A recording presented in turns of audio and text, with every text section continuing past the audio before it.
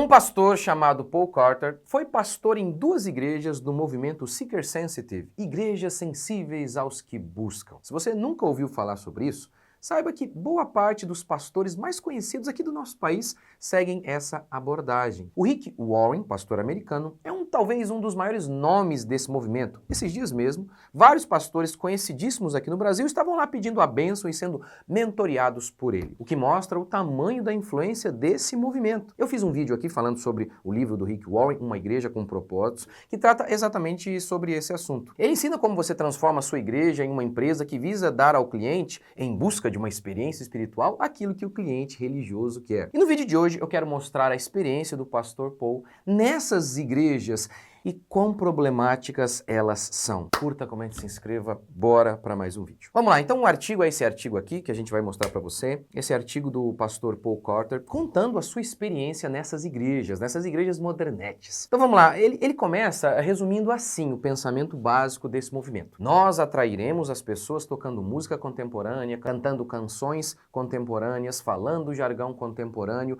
e abordando questões contemporâneas. Então, em algum ponto não específico no futuro, faríamos a transição para coisas mais carnudas e substanciais. E como que isso se aplica na prática? Veja bem, eu nem acho um problema em si a questão contemporânea, de você tratar de assuntos contemporâneos. A questão é que isso aqui acaba sendo uma desculpa para não pregar o evangelho e se adequar à mentalidade contemporânea. E como que essa frase aqui, como que essa ideia ela se materializa na prática? Eles se utilizam, o povo dessa igreja, dessas igrejas, eles se utilizam de estratégias carnais para atrair. Eles negam o evangelho para atrair. Enfim, as pessoas não querem coisas de igreja, esse é um fato, os ímpios não querem, naturalmente não querem. Então, você, o pastor marqueteiro, dá a elas o que elas querem para fisgá-los. E depois que você os fisgou, você vai se aprofundar. Um exemplo lá do Rick Warren no seu livro. Não os torture, os ímpios, recriminando-os pelas suas atitudes erradas. Os pecados serão abandonados depois que ele aceitar Cristo Jesus. Essa é a estratégia dele, como ele fala lá no seu livro, para evangelizar. Não fale de pecado, não, nada disso. Não fale contra o pecado no começo. Depois você fala, depois que as pessoas se converterem, aí você fala sobre pecado. Mas qual foi a experiência do pastor Paul Carter em relação a isso? Se você se vender como uma igreja para pessoas que não gostam de igreja, então você não pode fazer coisas de igreja sem esperar uma reação negativa. E ele continua argumentando que se você oferece um cristianismo água com açúcar no começo, você precisa mantê-lo também no meio e no fim. É aquilo que o pastor Paul Washer sempre diz. Se você usa estratégias carnais para atrair, você precisará de estratégias carnais para manter. Outra crítica que o pastor Paul Carter faz a essas igrejas é que essas igrejas têm um foco de evangelismo. Não é que elas são focadas no evangelismo, mas elas têm uma pessoa específica que elas querem atingir. E o Rick Warren ensina exatamente isso no seu livro. Cada igreja é apta para atingir apenas alguns tipos de pessoas. Warren diz que ele não era o pastor certo para uma igreja que só tinha caminhoneiros, mas que ele atrai homens de negócios, gerentes e profissionais liberais. E aí é claro que fica a dúvida, puxa, ele atrai gente que costuma ter dinheiro.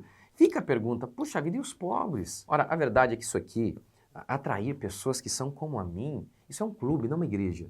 A profecia de Isaías, falando sobre o reino do Messias, declarava que o lobo iria se sentar com o cordeiro. Ou seja, os naturalmente diferentes estariam em comunhão lado a lado. Se o que atrai as pessoas à igreja é a personalidade do pastor, é o estilo da igreja, isso é uma organização humana, isso é marketing. A igreja tem como imã Jesus Cristo. Quando eu for levantado, atrairei a muitos, disse ele. Outra crítica, outra percepção de Paul Carter vivendo nessas igrejas foi: não é verdade que os ímpios precisam de coisas diferentes para a salvação e amadurecimento. A Bíblia diz que as pessoas são convertidas ao ouvir a Bíblia, lida e pregada com referência particular à obra salvadora de Jesus Cristo.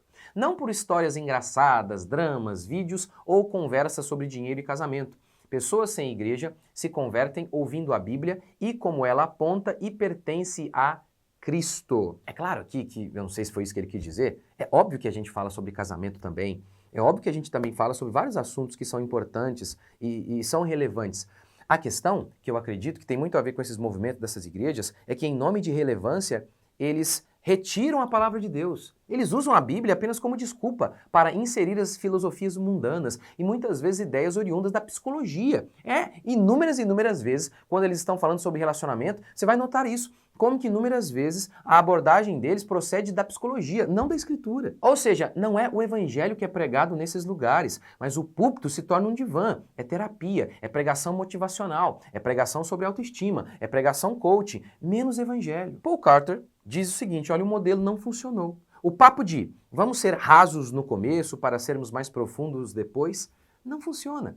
As pessoas, elas não se transformavam em discípulos verdadeiros de Jesus Cristo, disse Paul Carter. Lembro-me de ter encontrado muitas pessoas anteriormente religiosas que haviam deixado suas igrejas mais tradicionais porque tínhamos música melhor, expectativas mais baixas e serviços mais curtos. E quando ele fala de serviço aqui é culto, em inglês é isso, né? Eles falam do culto como serviço. Então, cultos mais curtos. E uma coisa interessante é que o que ocorre muitas vezes nessas igrejas é que as pessoas ficam extremamente apaixonadas com a visão da igreja, apaixonadas pela igreja. Por quê? Porque não é igreja. E o ímpio ama isso. O ímpio, ele ama a religião. É uma loucura achar que o ímpio, naturalmente, ele não é religioso. É religioso no sentido de ter uma espiritualidade.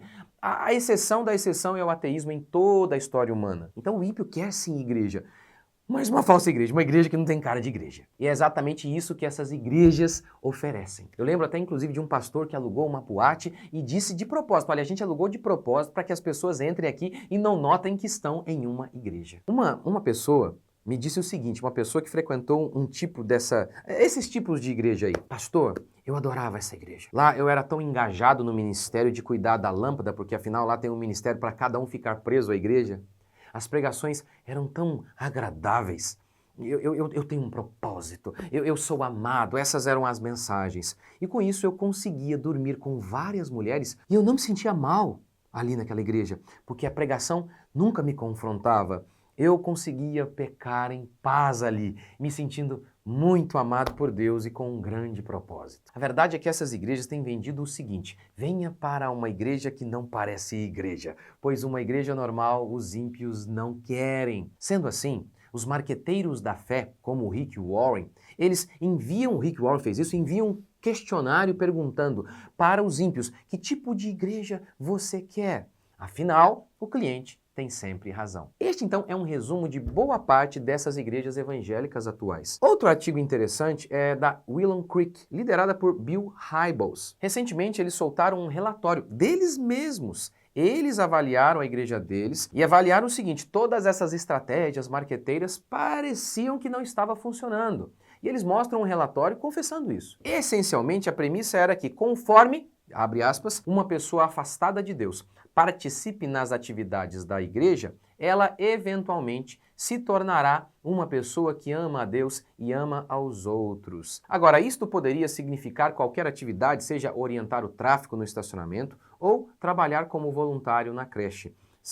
Chamo esta abordagem de fé por osmose, a ideia de que na medida em que a pessoa está no ambiente da igreja, ela crescerá espiritualmente. Então é o que o Rick Warren fala muito no livro dele. Como manter as pessoas na igreja? Dê uma atividade para elas. É óbvio, ele chama de serviço, de ministério. Dê para elas e não preocupe não, mande ela rapidamente para um ministério.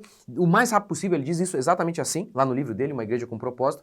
Porque aí a gente consegue prender as pessoas na igreja. As pessoas ficam ali na igreja. Tá lá, eu fiz a resenha aqui. Assista lá, tá lá, eu cito a página, enfim, tá lá. E esse artigo da Willow Creek, falando sobre a Willow Creek, continua. O problema começa quando você adota a crença de que, para atrair pessoas afastadas de Deus, a igreja e todas as suas práticas e tradições deveriam ser alteradas, de forma a evitar coisas que as pessoas que não são da igreja poderiam sentir como estorvos. Uma vez adotada, esta crença alteraria dramaticamente a adoração, a pregação e a eclesiologia em geral. Sob este novo paradigma, tudo na igreja institucional que era anteriormente orientado e reservado para os crentes batizados, seria agora redirecionado para os descrentes, ou, na linguagem da igreja da Willow Creek, os que buscam, daí o termo sensível aos que buscam. E sabe de uma coisa?